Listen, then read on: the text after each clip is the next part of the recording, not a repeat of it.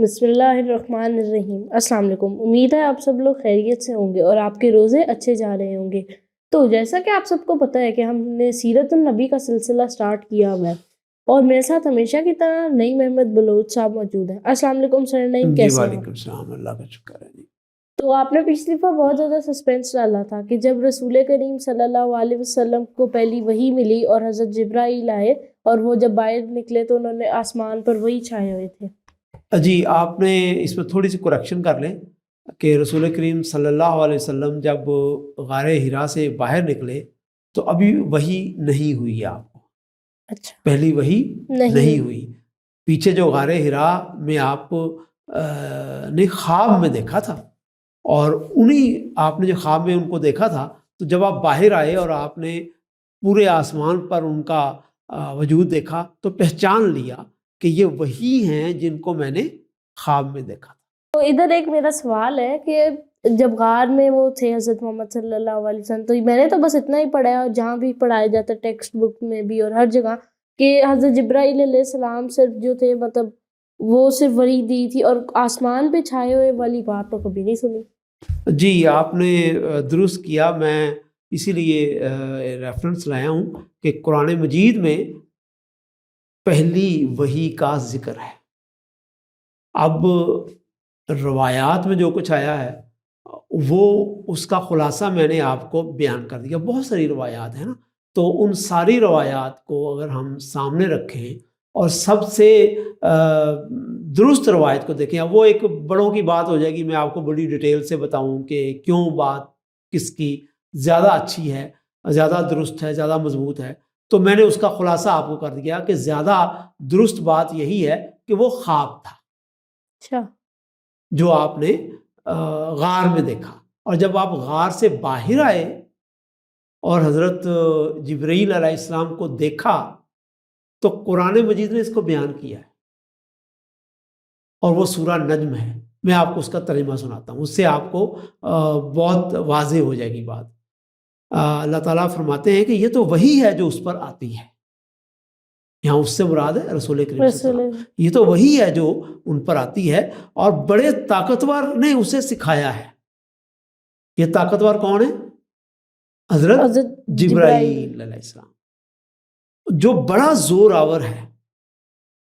اور پس جب وہ اپنی اصل صورت میں آیا، یعنی کہ قرآن کے الفاظ ہیں، جب وہ کھڑا ہوا یا ظاہر ہوا تو سارے مفسرین اس بات پر متفق ہیں کہ وہ ظاہر ہوا اور وہ آسمان کے اونچے کنارے پر، جس کو میں نے کہا کہ انہوں نے پورے آسمان پر ان کا وجود دیکھا۔ دیکھیں یہ قرآن مجید کے الفاظ ہیں کہ وہ آسمان کے اونچے کنارے پر تھا اور پھر نزدیک ہوا اور پھر اور قریب ہوا اور پھر فاصلہ 2 کمان کے برابر تھا یا اس سے بھی کم،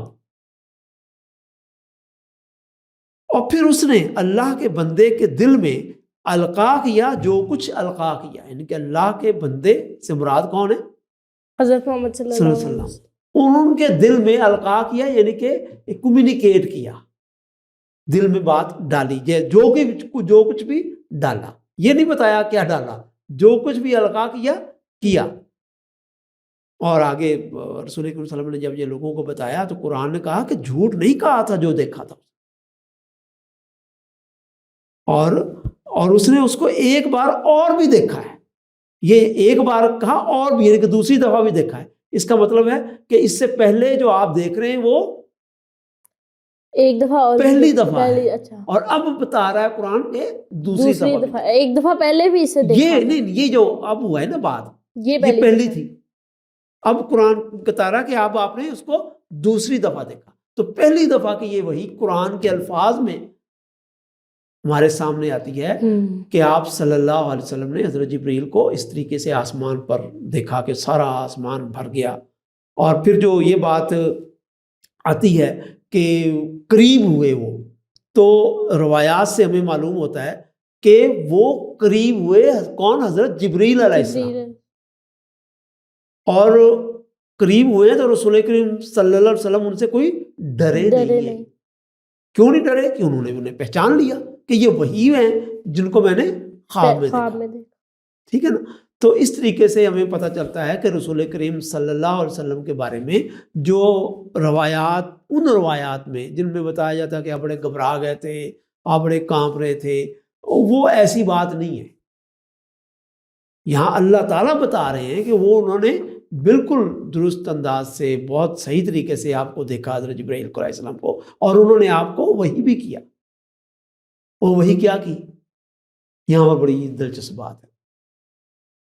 ہمیں پتہ چلتا ہے کہ قرآن مجید کی سب سے پہلی سورہ کون سی ہے بھلا؟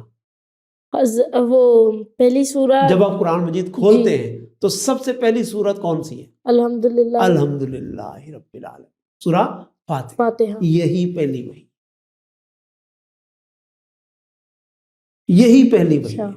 اور اس کے بارے میں مشہور وہی بات جو جیسے آپ کا 12 ربیع الاول مشہور ہوگی، اور آپ کی اصل پیدائش کا دن جو ہے وہ زیادہ درست بات 9 ربیع الاول کی ہے۔ اسی طرح یہ بھی بڑی مشہور ہوگی کہ جی اقرا باسم ربک الذی خلق پہلی وہی ہے، وہ کیونکہ خواب میں پہلے آپ نے دیکھی تھی اس لیے مشہور وہ ہوگی۔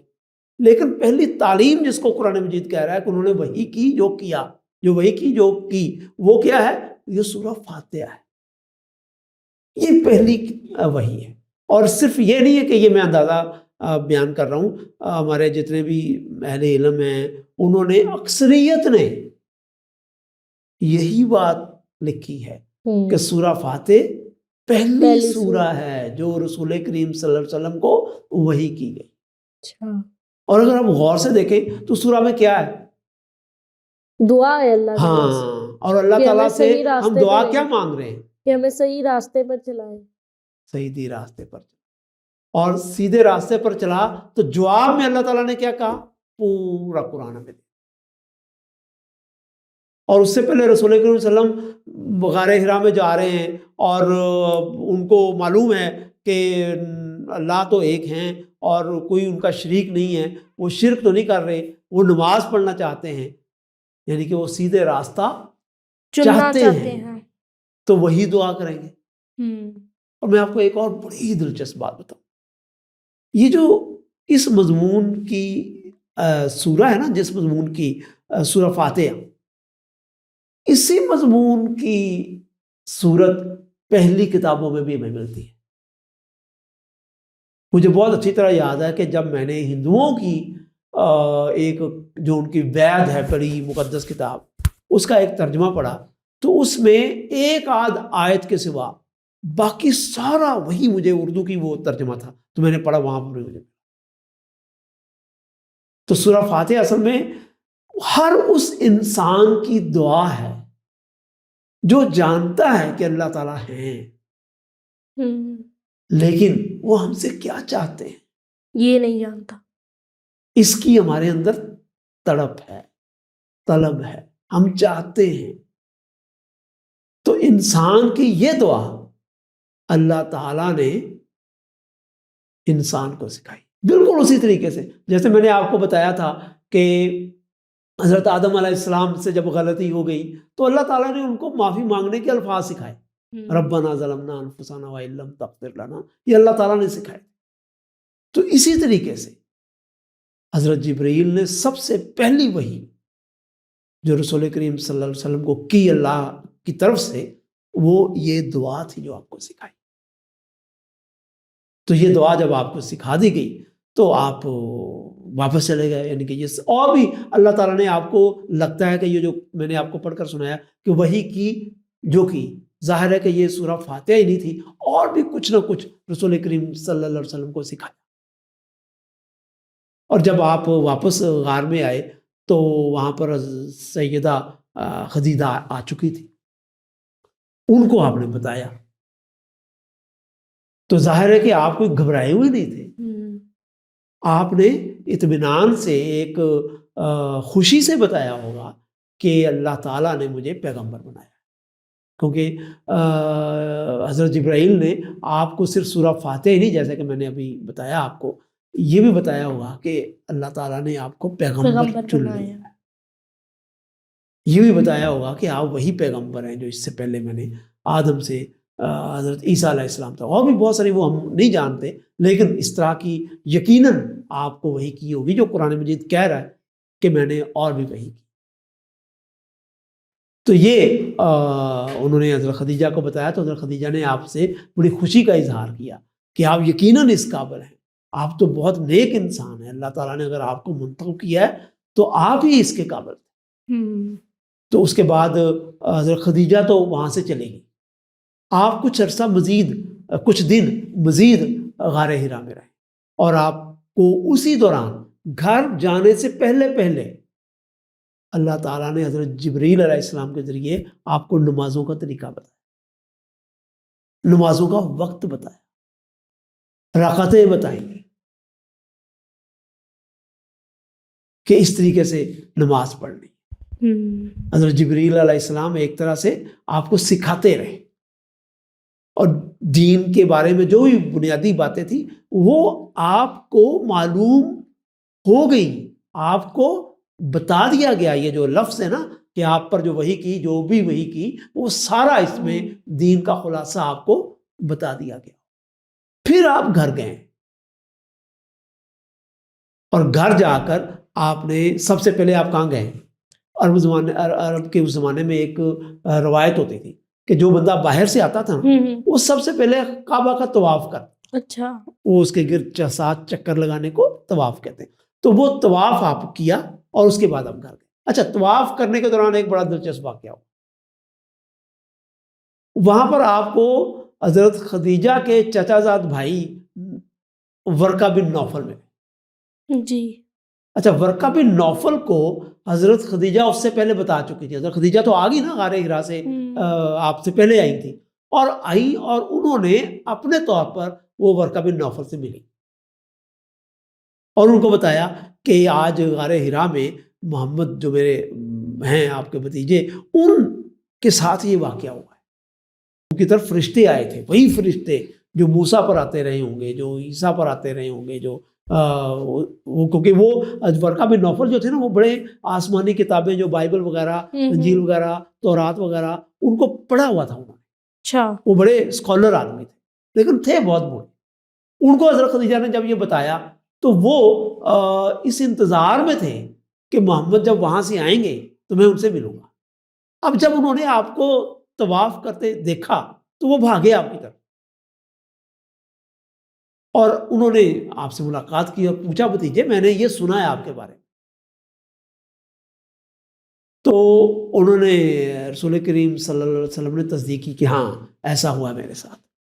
تو انہوں نے حضرت خدیجہ کو بھی کہا تھا اور رسول کریم صلی اللہ علیہ وسلم کو بھی کہا کہ آپ کو پتہ ہے کہ میں بوڑھا ہو گیا ہوں، لیکن مجھے پتہ ہے کہ جب جیسے ہی کوئی آدمی اللہ کا رسول بنتا ہے اور وہ اللہ کا پیغام پہنچاتا ہے اپنی قوم کی طرف، تو ان کی قوم ان کی مخالف ہو جاتی۔